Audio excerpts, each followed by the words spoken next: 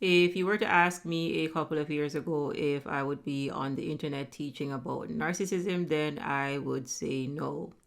And the reason for this is technically I was only introduced to the term narcissism a couple of years ago. Now, the reason why I understand so much about this topic is because I understand energy. Now, I can understand in hindsight how all of my reading has led me to this point right here. So I've been reading, since I was a teenager, really just based off my own curiosity.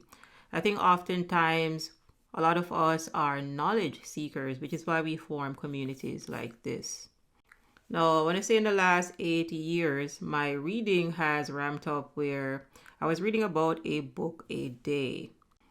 Call it divine intervention, call it luck, call it intuition. However, understand and know why I was being prepared to teach you the information that I'm currently teaching you on this channel. The purpose of the NarcDojo channel is to share with you accurate and actionable information and what we are deeming or what we're calling pathological narcissism or narcissistic personality disorder.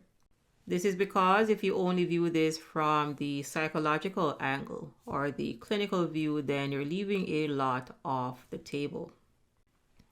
It is important to understand that if you were someone that was entangled with a pathological narcissist, then pathological narcissism is a psycho-spiritual illness.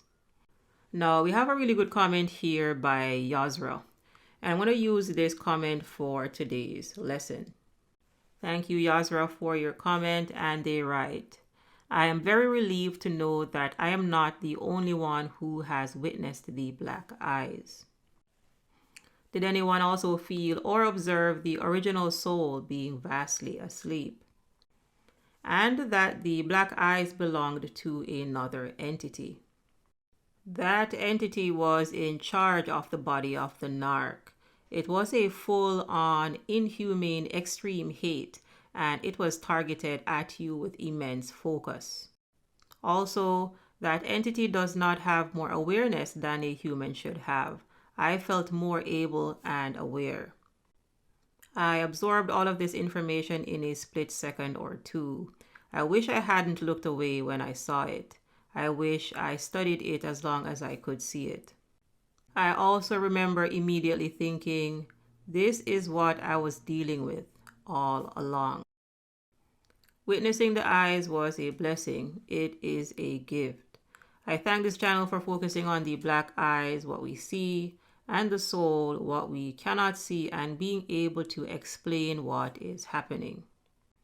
I haven't seen many channels do this before, whilst I believe it might be the most scientific approach to this very spiritual subject matter. Understanding spirit helps us to understand how things are created, and we create from the non-physical to the physical. What I mean by this is you, the spirit, use your mind to generate thoughts and then you act that out in the physical realm. So understand that we are not our body, we're not our mind, and our mind is not our brain. Our brain is an organ that is a part of the physical body. We also are not our willpower, and we are not our emotions. We have emotions, right? Emotions are energy in motion. So at our core, we are spirit or source energy, light, life force, the watcher, chi, prana, etc. This is why you always hear me state that human beings are multidimensional in nature.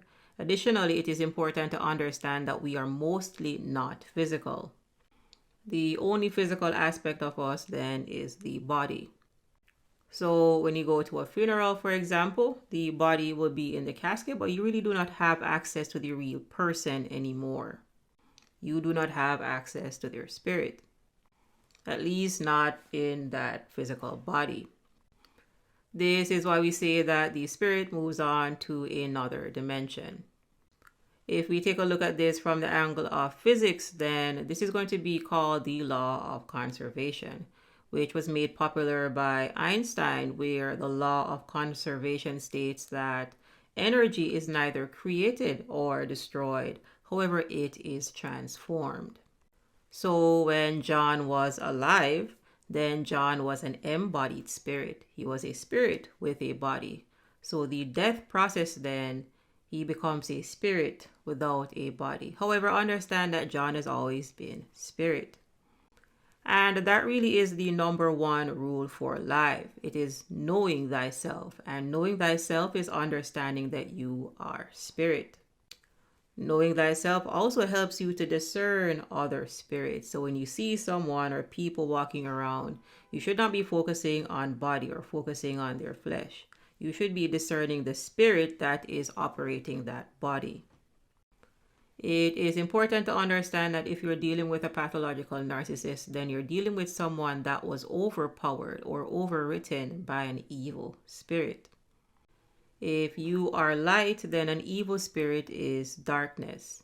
If you are consciousness, then an evil spirit is unconsciousness. You see, this universe operates in a dualistic manner. You may be familiar with this through concepts such as yin and yang, which is the intercommunication of light and dark, or positive and negative energy. So if you have a front, you have a back. If you have a top, you have a bottom. All things are relational. The original consciousness of the narcissist has long since been gone. You're dealing with someone that abandoned themselves in their developmental years, because most pathological narcissists at their core are somewhere between the ages of about 5 and 12 years old. So while they physically grew, their consciousness, their spirit, their souls are underdeveloped. This is because they were overcome by darkness. You've probably heard me describe pathological narcissists as walk-ins. And this is because a malevolent entity has walked in and is now in control of their body. You see, if you, the light, step out, then darkness is going to step in. If you, the consciousness, steps out, then unconsciousness is going to step in. You may be familiar with the popular phrase, nature abhors a vacuum. If we bring this back to the law of conservation, then the law of conservation states that energy can neither be created nor destroyed, only converted from one form of energy to another. This means that a system always has the same amount of energy unless it is added in from the outside. As children, pathological narcissists were susceptible to what we could simply call negative energy.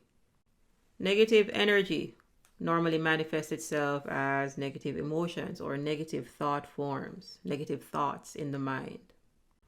A simple way to think about this is to think about the proverbial devil or angel on one's shoulder.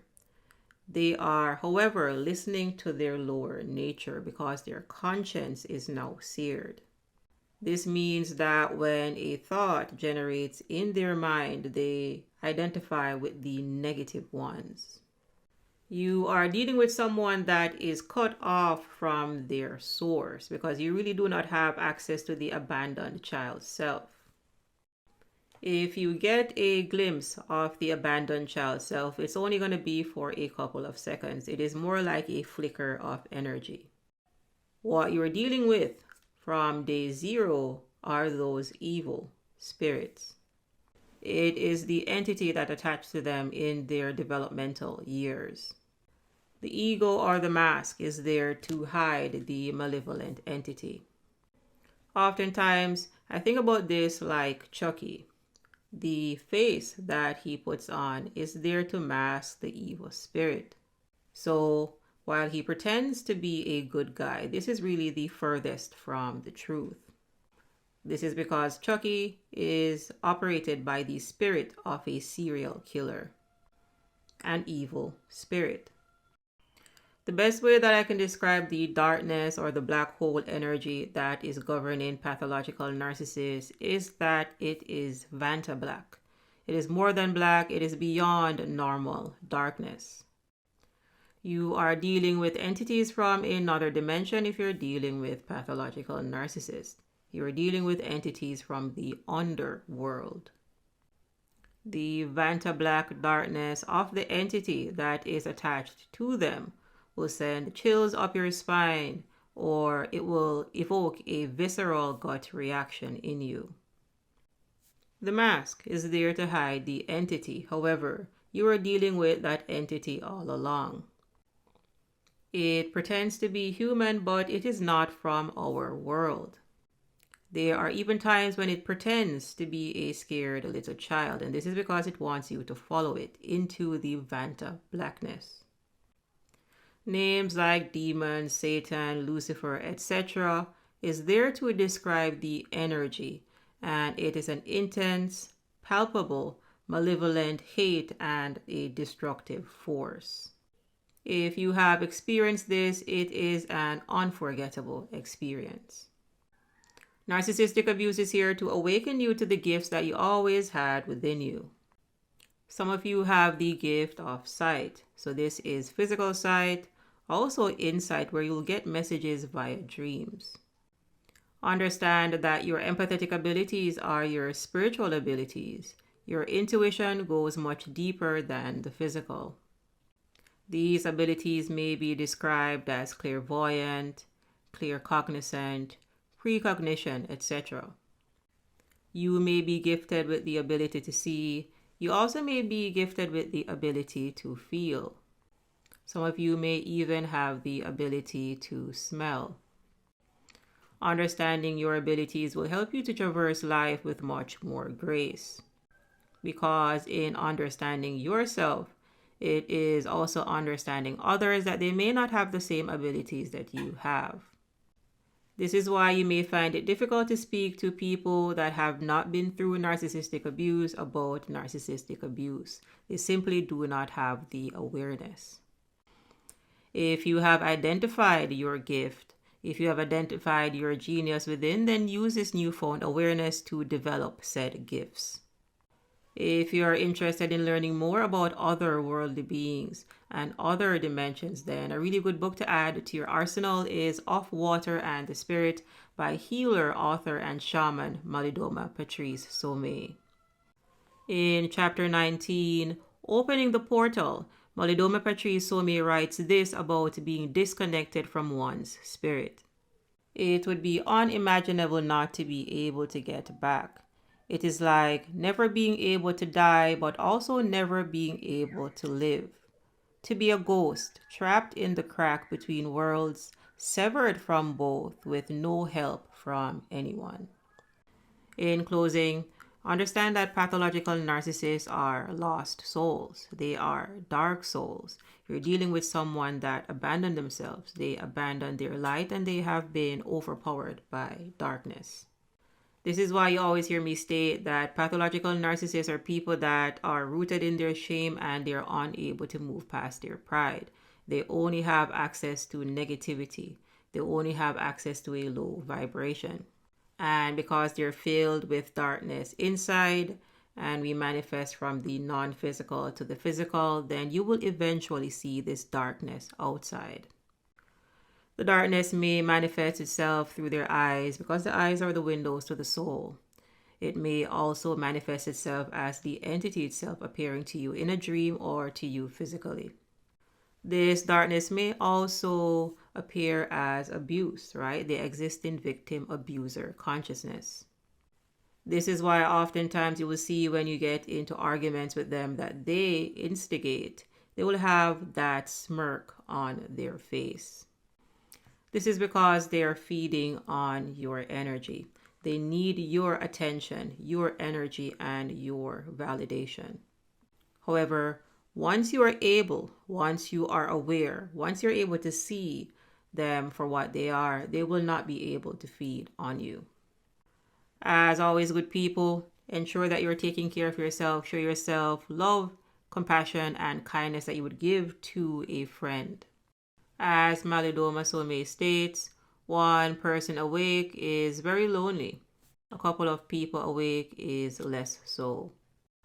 Thank you for watching and for your continued support. Please show your appreciation by giving us a like, share, or subscribe. And if you have any questions or feedback, you can go ahead and leave a comment, and I will see you in the next video.